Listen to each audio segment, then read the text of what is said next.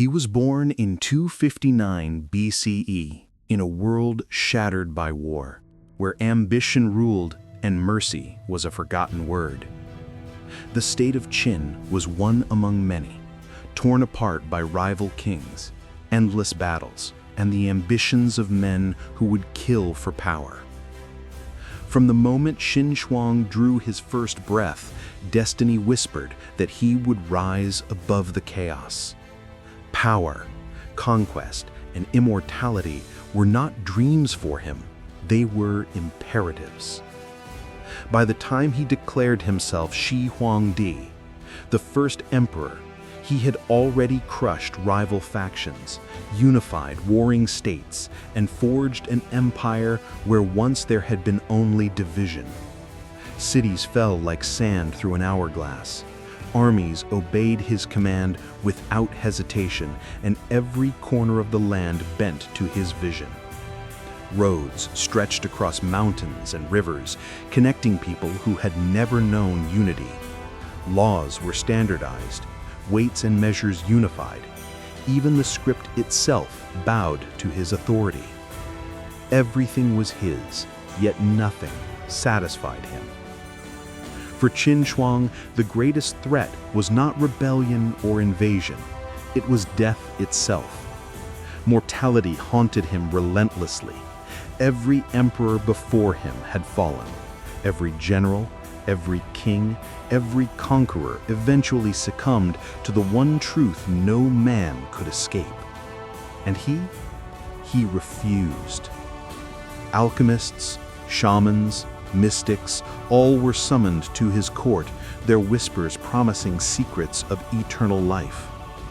Elixirs that sparkled like liquid gold, potions infused with mercury, herbs from distant lands, rituals older than memory, all were consumed in the hope of defying nature itself.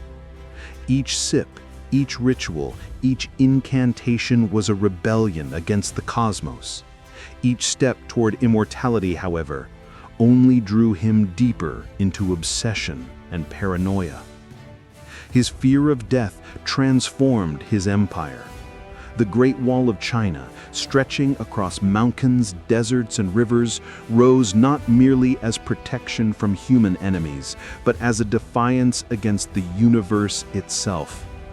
Every stone placed, every tower erected was a statement. Time would not claim him.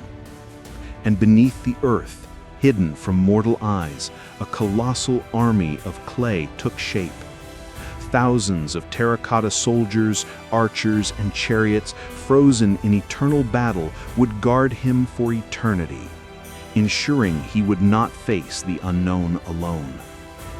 But even monuments and armies could not quiet the emperor's mind. Scholars were silenced, books burned, dissent crushed with ruthless efficiency. Every whisper could be treason, every glance interpreted as rebellion. He ruled a kingdom not only with power, but with fear, because the man who feared death above all else needed control over life itself. Even as he expanded his empire, his obsession consumed him. He traveled to distant mountains and rivers, seeking immortality from alchemists and shamans. He consumed their mysterious elixirs, performed rituals that blurred the line between genius and madness, and ignored the warnings of those who feared for his life. The greater his empire grew, the more fragile he became, trapped in a prison of his own creation, a man who controlled a nation yet could not control his own mortality.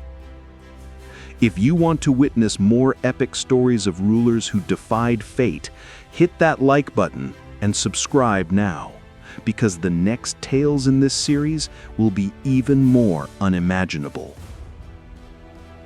Despite all his power, all his armies, all his walls, and all his gold, he could not outrun what awaited him. In 210 BCE, while traveling in search of yet another elixir, Qin Shi Huang died quietly, unexpectedly, and inevitably. The man who had united China, who had built walls to touch the heavens, who had molded an army to protect him for eternity, was finally subject to the one force he could not conquer. His mausoleum, vast and hidden, became the tomb of a man who dared to defy the natural order. Around him, the terracotta army stood eternal, silent witnesses to ambition, obsession, and the unstoppable march of time. The Emperor's story is both warning and marvel, a testament to human desire, fear, and the impossible dreams of men who would play God. Even in death, his influence endured. The roads he built, the laws he imposed, the Great Wall that still snakes across China, and the terracotta warriors that still stand guard, all are reminders of the man who sought eternity. His story echoes across centuries, inspiring awe, fear, and fascination. Yet Qin Shi Huang was not alone in his ambition. Across the world, men have sought divinity in different forms, through conquest, madness, or obsession. Next, we traveled to Rome, to witness a ruler whose thirst for godhood consumed not just himself, but an entire empire. Caligula, the mad god of Rome. Subscribe and turn on notifications to follow this series, because history like this isn't just taught, it's lived, felt, and remembered. And trust me, the next chapter will make Qin Shi Huang look almost sane.